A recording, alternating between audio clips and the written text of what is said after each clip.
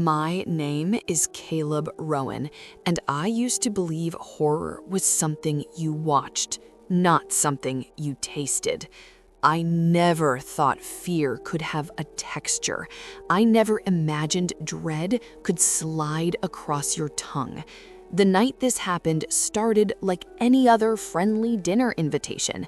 I remember the bowl placed in front of me, steam rising in slow curls like it was alive. The aroma was rich, savory, comforting, the kind of smell that makes your stomach growl before your brain can question it. I lifted the spoon without suspicion. I smiled back at my friend, thinking this was just another normal evening. The first bite rested on my tongue for half a second too long. Something felt wrong immediately. It wasn't the taste at first, but the sensation.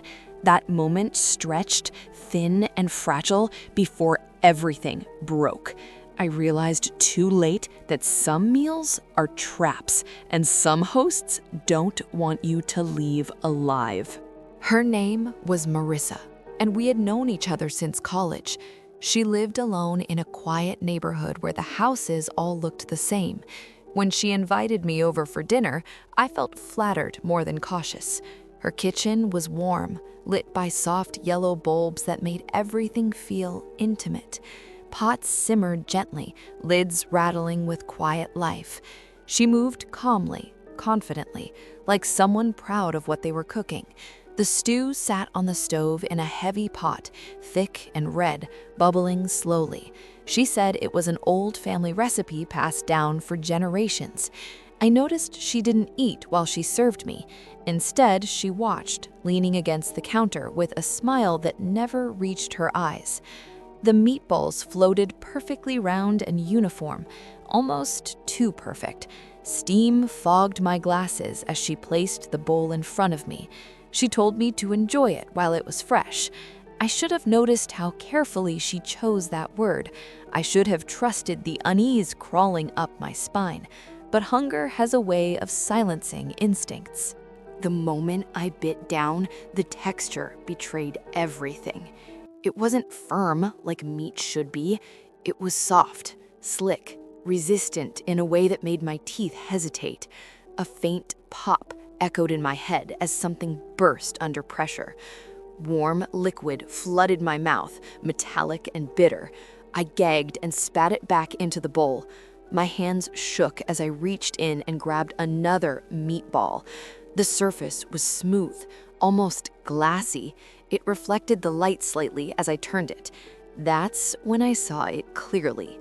Veins, a curve too perfect to be anything else. It was an eye. A human eye.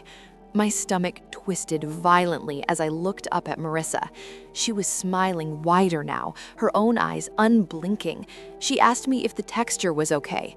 My chair scraped loudly as I stumbled backward. The room felt tighter, smaller, like the walls were leaning in. I realized then that the stew wasn't just food.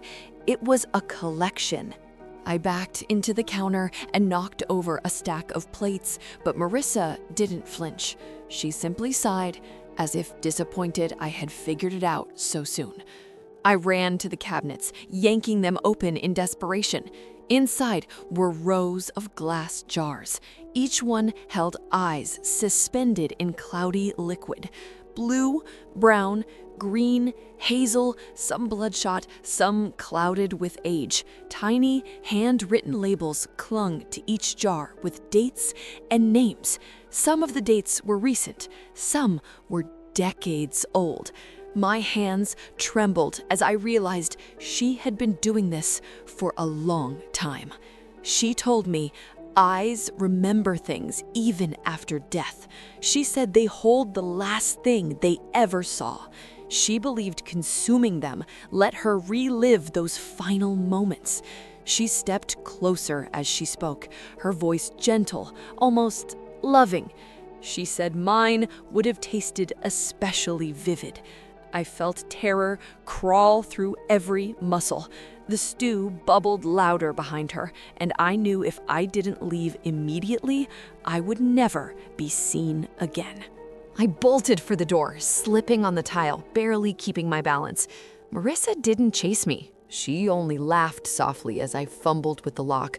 Her voice followed me out into the night, calm and amused. I ran until my lungs burned and my legs felt numb. I didn't stop until I reached my car 3 blocks away. I drove home, shaking, gagging every time the memory replayed in my mouth. I called the police, but by the time they arrived, her house was empty. No jars, no stew, no Marissa, just a clean kitchen that smelled faintly of tomatoes. They told me I was probably in shock. They suggested stress hallucinations, but I know what I felt. I know what I bit into. To this day, I can't eat meatballs. Every round shape in a bowl makes my stomach lurch. Sometimes when I close my eyes, I swear I can still feel something watching from the spoon. So let me ask you this.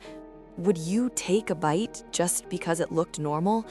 Would you trust a familiar face offering you dinner?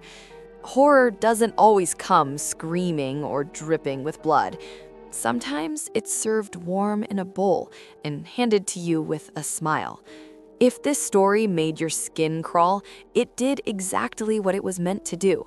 Subscribe to the channel for more cinematic horror stories that turn everyday moments into nightmares.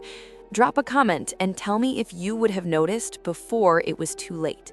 And remember, next time someone says they have a special recipe, ask yourself what's really in it.